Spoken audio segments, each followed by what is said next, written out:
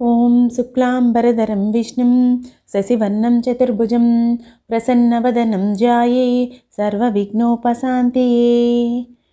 కార్తీక పురాణం 29వ అధ్యాయం.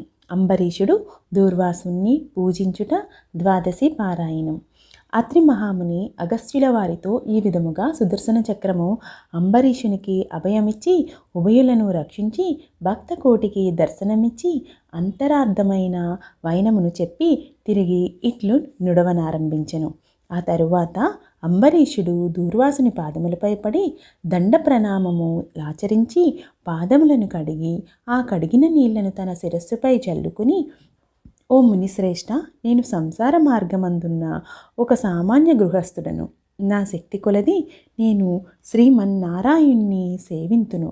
ద్వాదశి వ్రతము చేసుకొనుచు ప్రజలకు ఎట్టి కీడు రాకుండా ధర్మవర్తనుడై రాజ్యమేలుచున్నాను. నా వలన మీకు సంభవించిన కష్టమును నన్ను మన్నింపముండి.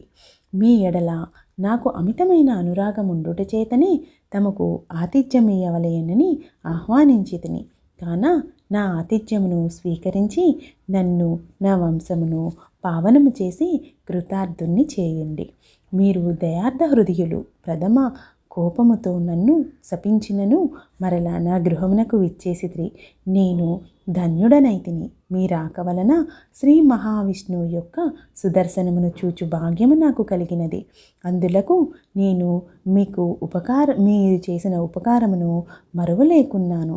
మహానుభావ, నా మనస్సు సంతోషంచే మిమ్మెట్లు స్తుతింపవలెనో నా నోట పలుకులు రాకున్నవి. నా కండ్ల వెంట వచ్చు ఆనంద బాష్పములతో తమ పాదములను కడుగుచున్నాను. తమకు ఎంత సేవ చేసినను ఇంకా రుణపడి ఉందును.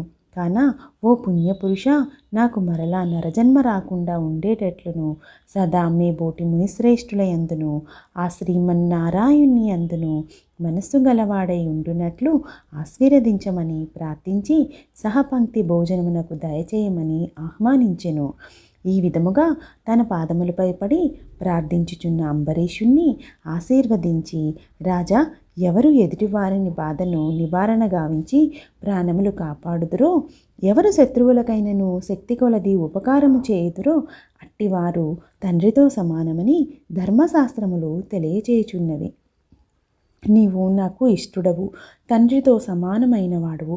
నేను నీకు నమస్కరించినచో నాకంటే చిన్నవాడగుట వలన నీకు ఆయుక్షీణము కలుగును.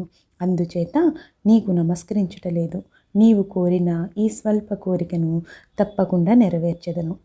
పవిత్ర ఏకాదశియకు వ్రతనిష్ఠుడవగు నీకు మనస్తాపమును కలుగజేసినందుకు వెంటనే నేను తగిన ప్రాయశ్చిత్తమును అనుభవించి తిని, నాకు సంభవించిన విపత్తును తొలగించుటకు నీవే దిక్కైతివి. నీతో భోజనము చేయుట నా భాగ్యముగాక మరొకటి అగునా అని దూర్వాస మహాముని పలికి, అంబరీషుని అభీష్టం ప్రకారం పంచభక్ష పరమాన్నములతో సంతృప్తిగా విందారగించి అతని భక్తిని కడంగడు ప్రశంసించి అంబరీషుణ్ణి దీవించి సెలవు పొంది తన ఆశ్రమునకు వెళ్ళెను. ఈ వృత్తాంతమంతయు కార్తీక శుద్ధ ద్వాదశి దినమున జరిగినది. కాన ఓ అగస్త్య మహాముని, ద్వాదశ వ్రత ప్రభావం ఎంతటి మహత్యము గలదో గ్రహించితివి కదా. ఆ దినమున విష్ణుమూర్తి క్షీరసాగరమందు శేషశయ్యపై నుండి లేచి ప్రసన్న మనస్కుడై ఉండును. కనుకనే ఈ రోజునంతటికి శ్రేష్టతయు మహిమయు కలిగినది. ఆ దినమున చేసిన పుణ్యము ఇతర దినములలో పంచదానములను చేసినంత ఫలమును పొందును. ఏ మనుజుడు కార్తీక శుద్ధ ఏకాదశి రోజున శుష్కోపవాసము ఉండి పగలెల్లా హరినామ సంకీర్తన చే గడిపి ఆ రాత్రంతయు పురాణమును చదువుతూ లేక వింటూ జాగరణ చేసి ఆ మరునాడు అనగా ద్వాదశి నాడు తన శక్తి కొలది శ్రీమన్నారాయణి ప్రీతి కొరకు దానములిచ్చి బ్రాహ్మణులతో కూడి భోజనము చేయును. అట్టివాని సర్వ పాపములు ఈ వ్రత ప్రభావం వలన పటాపంచలైపోవును. ద్వాదశి దినము శ్రీమన్నారాయణ్ణి ప్రీతికరమైన దినము కనుక ఆనాడు ద్వాదశి గడియలు తక్కువగా ఉన్నను ఆ గడియలు దాటకుండానే భుజింపవలేను. ఎవరికైతే వైకుంఠంలో స్థిర నివాసం ఏర్పరచుకొని ఉండాలని కోరిక ఉండునో అట్టివారు ఏకాదశి వ్రతము ద్వాదశి వ్రతము రెండును చేయవలేను. ఏ ఒక్కటి విడవకూడదు. శ్రీహరికి ప్రీతికరమగు కార్తీక శుద్ధ ద్వాదశి అన్ని విధముల శ్రేయస్కరమైనది. దాని ఫలితము గురించి ఎంత మాత్రము సంశయింపకూడదు. మర్రి చెట్టు విత్తనము చాలా చిన్నది అయినను అదే గొప్ప వృక్షమైన విధముగా కార్తీక మాసములో నియమానుసారం చేసిన ఏ కొంచెము పుణ్యమైనను అది అవసాన కాలమున యమదూతల పాలు కానీయకుండా కాపాడును. అందులకే ఈ కార్తీక మాస వ్రతమును చేసి దేవతలే కాక సమస్త మానవులు తరించిరి.